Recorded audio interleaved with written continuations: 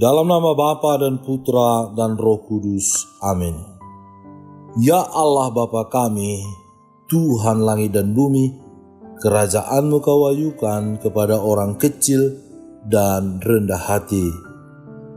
Berilah kami hati yang terbuka bagi kehadiran dan kerajaan-Mu, serta kekayaan-Mu yang terpantul dalam kitab suci dan dalam alam semesta serta dalam hidup kami. Inilah doa permohonan kami demi Kristus, Tuhan dan pengantara kami. Amin. Tuhan bersamamu dan bersama rohmu. Inilah Injil suci menurut Markus. Dimuliakanlah Tuhan. Sekali peristiwa sampailah mereka di seberang danau di daerah orang Gerasa. Baru saja Yesus turun dari perahu, datanglah seorang yang kerasukan roh jahat dari pekuburan menemui dia. Orang itu diam di sana dan tidak ada seorang pun lagi yang sanggup mengikatnya sekalipun dengan rantai, karena sudah sering ia dibelenggu dan dirantai, tetapi rantainya diputuskannya dan belenggunya dimusnahkannya, sehingga tidak ada seorang pun yang cukup kuat untuk menjinakkannya. Siang malam ia berkeliaran di pekuburan dan di bukit-bukit sambil berteriak-teriak dan memukuli dirinya dengan batu. Ketika ia melihat Yesus dari jauh, berlarilah ia mendapatkannya, lalu menyembahnya, dan dengan keras ia berteriak, "Apa urusanmu dengan aku, hai Yesus, Anak Allah yang Maha Tinggi? Demi Allah, jangan siksa aku." Karena sebelumnya Yesus mengatakan kepadanya, "Hai engkau roh jahat, keluarlah dari orang ini." Kemudian ia bertanya kepada orang itu, "Siapa namamu?" Jawabnya, "Namaku Legion, karena kami banyak."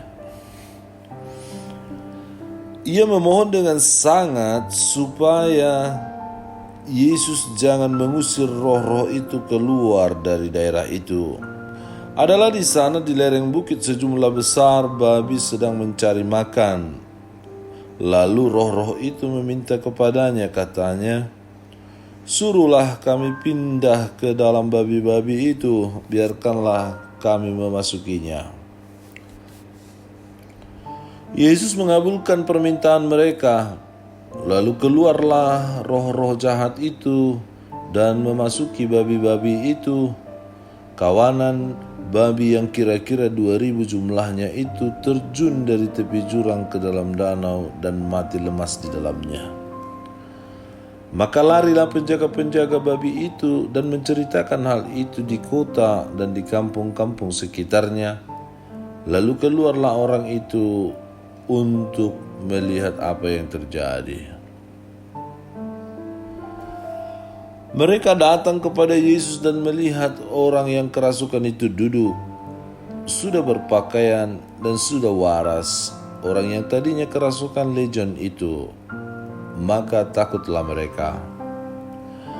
Orang-orang yang telah melihat sendiri hal itu menceritakan kepada mereka tentang apa yang telah terjadi atas orang yang kerasukan setan itu dan tentang babi-babi itu. Lalu mereka mendesak Yesus supaya ia meninggalkan daerah mereka. Pada waktu Yesus naik lagi ke dalam perahu, orang yang tadinya kerasukan setan itu meminta supaya ia diperkenankan menyertai dia. Yesus tidak memperkenankannya, tetapi ia berkata kepada orang itu, "Pulanglah ke rumahmu, kepada orang-orang sekampungmu, dan beritahukanlah kepada mereka segala sesuatu yang telah diperbuat oleh Tuhan atasmu, dan bagaimana ia telah mengasihani engkau." Orang itu pun pergilah dan mulai memberitakan di daerah Dekapolis segala apa yang telah diperbuat Yesus atas dirinya, dan mereka semua menjadi heran. Demikianlah sabda Tuhan. Terpujilah Kristus.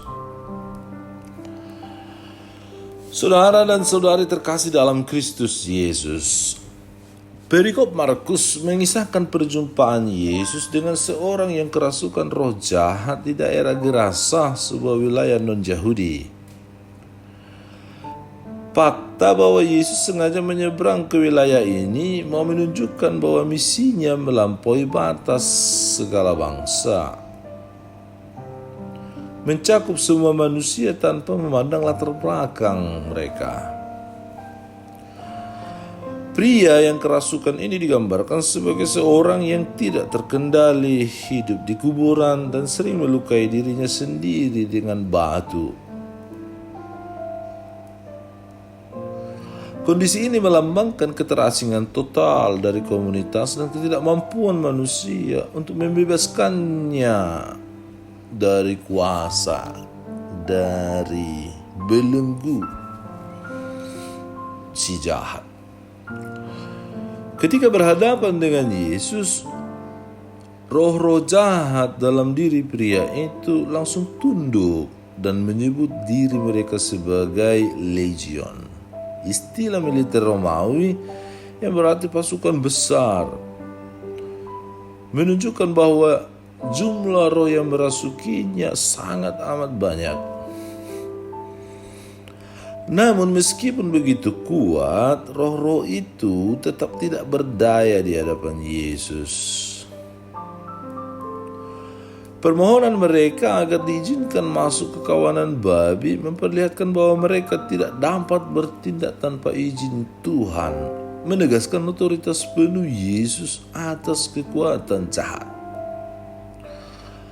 Babi yang dalam tradisi Yahudi dianggap najis menjadi simbol pembuangan kekuatan kejahatan, sementara kematian mereka di danau menunjukkan penghancuran total kuasa setan.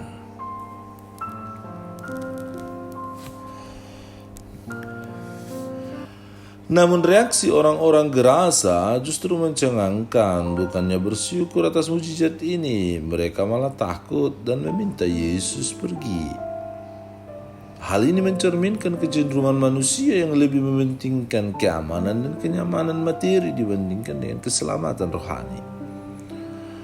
Mereka mungkin merasa kehilangan secara ekonomi akibat hilangnya babi-babi mereka, tetapi yang lebih mendalam adalah ketakutan akan perubahan yang dibawa oleh Yesus.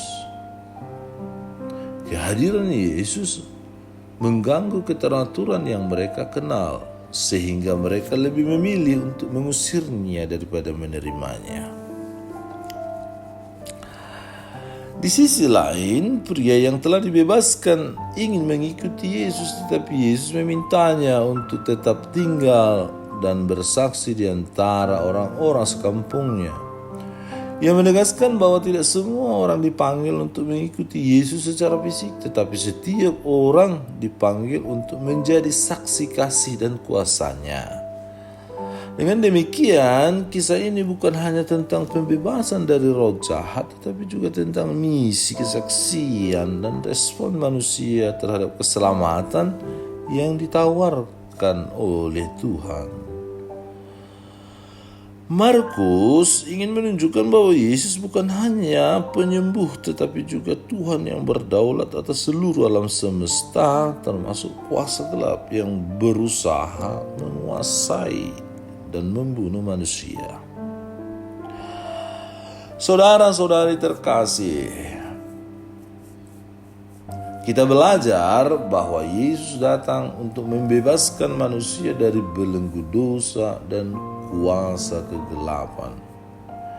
Oleh karena itu, aksi nyata pertama yang dapat kita lakukan adalah melepaskan diri dari kebiasaan buruk yang menjauhkan kita dari Tuhan, seperti dosa dan kecenderungan negatif.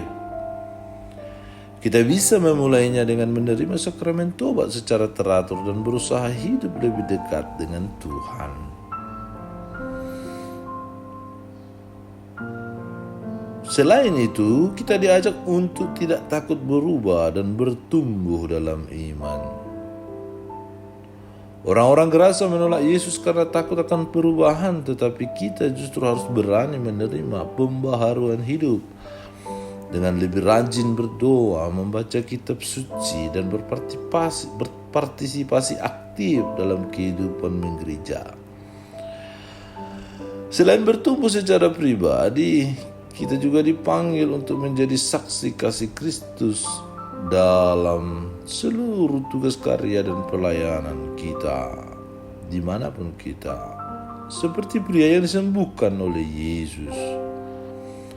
Kesaksian ini bisa kita lakukan dengan membagikan pengalaman iman, memberikan penghiburan kepada mereka yang sedang mengalami kesulitan, dan mengajak orang lain untuk semakin mengenal Tuhan.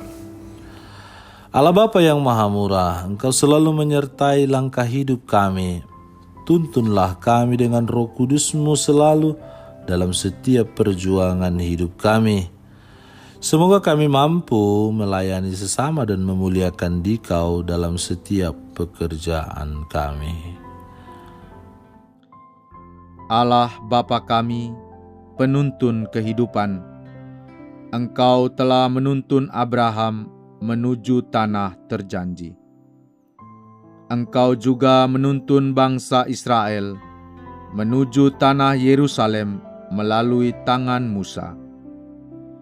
Kini kami umat-Mu Keuskupan Padang sedang berjalan bersama dalam sinode kefikepan menuju keselamatan yang Engkau janjikan dalam diri Putra-Mu Yesus Kristus. Tuntunlah peziarahan hidup kami dengan kuasa Roh Kudus-Mu, agar kami tetap tabah, sabar dan setia menghadapi kesulitan dan tantangan hidup. Bimbinglah kami supaya mampu berjalan bersama, saling meneguhkan dalam iman, harapan, dan kasih. Bunda Maria, doakanlah kami putra-putrimu sepanjang sinode kefikepan ini berlangsung. Ya Bapa, Engkau kami sembah dan muliakan, kini dan sepanjang masa. Amin. Tuhan bersamamu dan bersama rohmu. Semoga saudara sekalian dilindungi, dibimbing dan diberkati oleh Allah yang Maha Kuasa, Bapa dan Putra dan Roh Kudus. Amin.